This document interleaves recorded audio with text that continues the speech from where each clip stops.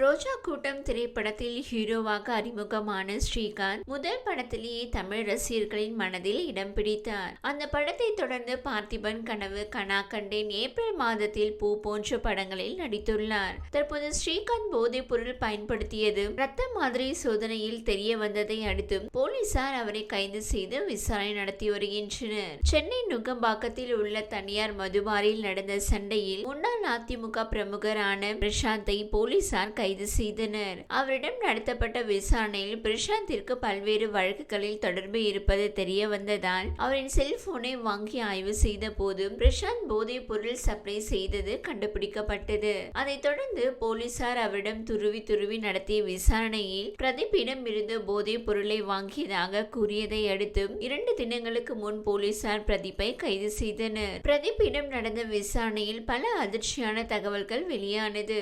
அதாவது முன்னாள் அதிமுக நிர்வாகியான பிரசாந்த் நடிகர் ஸ்ரீகாந்தை வைத்து தீங்கரை என்ற படத்தை தயாரித்த போது நடிகர் ஸ்ரீகாந்துக்கு போதைப் பொருள் தேவைப்பட்டதால் தன்னிடம் இருந்து போதைப் பொருளை வாங்கி சென்றதாக அண்மையில் கைது செய்யப்பட்ட பிரதீப் கூறினார். நடிகர் ஸ்ரீகாந்த் தன்னிடம் இருந்து பலமுறை போதைப் பொருளை வாங்கி பயன்படுத்தியுள்ளார். ஒரு முறை வாங்கியது மட்டுமல்லாமலும் பல முறை என்னிடம் இருந்து போதைப் பொருளை வாங்கி பயன்படுத்தினார். சில நேரம் தன்னிடம் போதைப் பொருள் இல்லை என்று கூறிய போதும் தனக்கு மிகவும் அவசரமாக போதைப் பொருள் தேவை என கூறியதால் நான் பெங்களூருக்கு சென்று அதிக விலை கொடுத்து ஸ்ரீகாந்துக்கு போதைப் பொருளை வாங்கி சப்ளை செய்திருக்கிறேன். இதுவரை 40 முறை பிரசாந்திற்கும் நடிகர் ஸ்ரீகாந்திற்கும் கொடுத்திருக்கிறேன். அவர்கள் அதை சினிமா பிரபலங்கள் கலந்து கொண்ட பார்ட்டிகளுக்கும் கிளப்புகளுக்கும் கொடுத்ததாக பிரதீப் தனது வாக்குமூலத்தில் தெரிவித்துள்ளார். தன்னிடம் 1 கிராம் போதைப் பொருளை 12,000 ரூபாய் கொடுத்து வாங்கிவிட்டு அதிக தொகைக்கு மாற்ற நண்பர்களுக்கு கொடுத்தாரா அல்லது நண்பர்களுக்காக வாங்கி கொடுத்தாரா என்ற கோணத்தில் போலீசார் விசாரணையை தொடங்கினர். இதைத் தொடர்ந்து நேற்று காலை 8 மணியில் இருந்து ரகசிய இடத்தில் ஸ்ரீகாந்தை வைத்து விசாரணை நடத்தினார். அப்பொழுது அவர் தன் போதைப் பொருளை பயன்படுத்தவில்லை என்று கூறியதால் அவருக்கு சென்னை ராஜீவ்காந்தி மருத்துவமனையில் மருத்துவ பரிசோதனை செய்யப்பட்டது.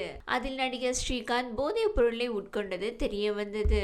அடுத்து அவரை போலீசார் கைது செய்தனர். ஸ்ரீகாந்தின் வங்கி பரிவர்த்தனை, ஜிபே பரிவர்த்தனை, மேலும் நண்பர்கள் யார் யாருக்கு இவர் போதைப் பொருளை சப்ளை செய்தார் என்ற கோணத்தில் போலீசார் விசாரணை நடத்தியதில் இயக்குனர் விஷ்ணுவர்தனின் தம்பியும் நடிகருமான கிருஷ்ணாவிற்கும் இந்த விவகாரத்தில் தொடர்பிருப்பதாக தெரிய வந்துள்ளது.